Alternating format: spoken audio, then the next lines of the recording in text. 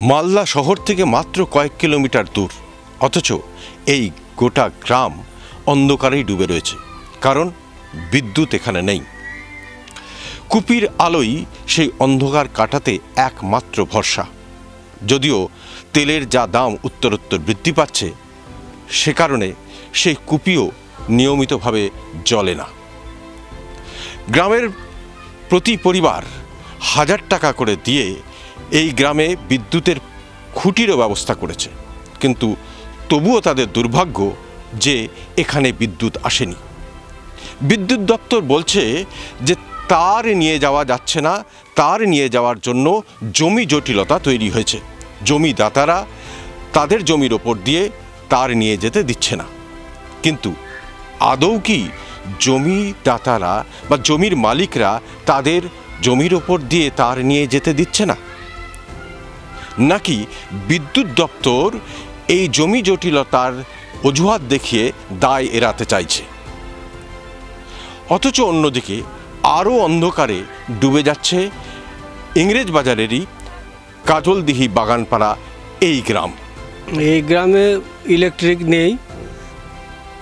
গ্রামবাসীরা ইলেকট্রিক নেওয়ার জন্য বাড়ি পিছু 1000 টাকা করে দেওয়া হয়েছে। পোলটা পাড়াতে বসেছে, কিন্তু পাশে ওই মালিকগুলো পারমিশন দিয়েছে যে আমরা 3 ফিট করে 3 ফিট করে 4 ফিট জায়গা লাগলে ওই পোলের জন্য দেওয়া হবে। কিন্তু তার নিয়ে যাওয়ার জন্য, হ্যাঁ, তার নিয়ে যাওয়ার জন্য, ইলেকট্রিক তারের জন্য। কারা বলেছে এটা? যার পাশে যার জায়গা আছে আর কি, জমির মালিক আর কি। ওরা বলেছে তাদের উপর দিয়ে কি বলেছে ওরা? ওরা ওই জমির আলের পাশ দিয়ে ইলেকট্রিক আনার জন্য পারমিশন দিয়েছে, কিন্তু সরকারিভাবে সরকারের সাথে ইলেকট্রিক অফিসের সাথে কোনো যোগাযোগ হয়নি আর কি। কেন ইলেকট্রিক দপ্তর কি ওদের সাথে যোগাযোগ করছে না? না। ওরা প্রথমে কি বলেছিল, বাধা দিয়েছিল? না, প্রথমে বাধা দেয়নি। ওরা বলছে যে ইলেকট্রিক আনলে আমরা 3 ফিট বা 4 ফিট করে আমরা দুই পক্ষের মালিক দিতে চেয়েছি জায়গা আলের উপর। হ্যাঁ, আলের উপর দিয়ে। কিন্তু ইলেকট্রিসিটির সাথে ওই বসা হয়নি। ওরা কি বলেছে সইটা করে দেবে? হ্যাঁ, সই লাগলে সই দিবে, পারমিশন দিচ্ছে জমির মালিকরা। হ্যাঁ, কিন্তু ইলেকট্রিসিটির লোকজন ওদের সাথে কথা বলেছে, ওদেরকে ডেকেছে? না, ইলেকট্রিক অফিসের সাথে যোগাযোগ হয়নি, কিন্তু যারা কন্ট্রাক্টর হয়েছিল ওদের সাথে কথা হয়েছে। তো ওরা বললো ঠিক আছে, দরকার হলে আমরা একদিন ডাকবো। কিন্তু ডাকেনি আজ পর্যন্ত। পয়সা নেওয়া 1 বছর কম বেশ কাছে গেল, কিন্তু ইলেকট্রিক অফিসের সাথে বসা হয়নি, ওই জন্য লাইনও হয়নি এখন। মানে তার যে জমির উপর দিয়ে যাবে, সেই জমির উপর দিয়ে যেতে ওদের আপত্তি নেই? না, আপত্তি নেই।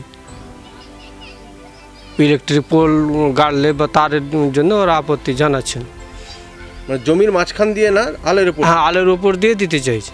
আমাদের লাইনের সমস্যা আছে, প্লাস তোমার এই যে জলে ডুবাচ্ছি, রাস্তা হচ্ছে না।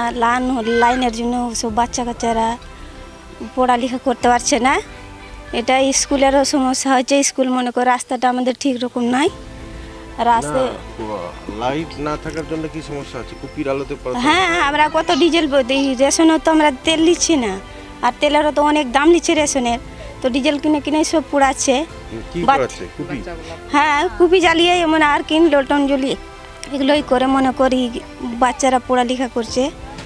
পড়তেও পারছে না। পড়তে কীভাবে পারবে? লাইনের কুপির আলোতে তো দেখতেই পাচ্ছে না, না প্রকাশই তো আসছে না ওগুলোতে, কীভাবে দেখতে পাবে? চোখ খারাপ হয়ে যাচ্ছে। চোখ তো খারাপ হবে অবশ্যই, চোখ কেন খারাপ হবে না? ভালো করে বাচ্চাগুলো অক্ষর চিনতে পারছে না, এটাই সমস্যা আমাদের। এই যে লাইনটা ঢুকলে বেশি ভালো। লাইনের জন্য এখানে ছেলে মেয়ে পড়তে পারছে না, কুপির আলাতে চোখ খারাপ হয়ে যায়, অক্ষর চিনতে পারছে না, পড়ালেখা করতে পারছে না, আমাদের প্রচুর অসুবিধা। আর ওখানে হ্যাঁ, জলেরও সমস্যা। দুটা টিউবওয়েল আছে, তো একটা টিউবওয়েলের জল খারাপ আছে, আর একটু খাচ্ছি এত বড় গ্রামে, এগুলো অসুবিধা। আর বাথরুম আছে, বাথরুমও তো ডুবে গেছে, কোনো ওগুলো তো ব্যবহার করছি না, না কিছু পাচ্ছি না। আর ওই যেখানে আমরা লাইন নিব বলে লাইন টেঙেছি, তো ওই গ্রাম থেকে আমাদেরকে দিল না, যে পোল, হ্যাঁ তারটা দিল না। এখন কি বলেছে, তারের উপর দিয়ে নিয়ে যাবে বলেছে? হ্যাঁ হ্যাঁ, এখন বলছে জমির উপর দিয়ে, হ্যাঁ জমির উপর দিয়ে নিয়ে যাবে বলছে। মানে রাজি হয়েছে? হ্যাঁ রাজি হয়েছে, কিন্তু ইলেকট্রিকের লোকজন আসছে না এখানে, ওদের সাথে কথাও বলছে না? না বলছে না, ওদের সাথে টোটালি তো আসছে না ইলেকট্রিকের লোকগুলো, যে লাইন দিব কি ভালো কি মন্দ এগুলো কিছু করছে না। আমরা কত যাওয়া আসা করছি, তো আসছে না, তো অফিসে যাওয়া আসা করছি আমরা। মালদা থেকে ক্যামেরায় মুজিবর শেখের সঙ্গে শুভতোষ, TV9 বাংলা।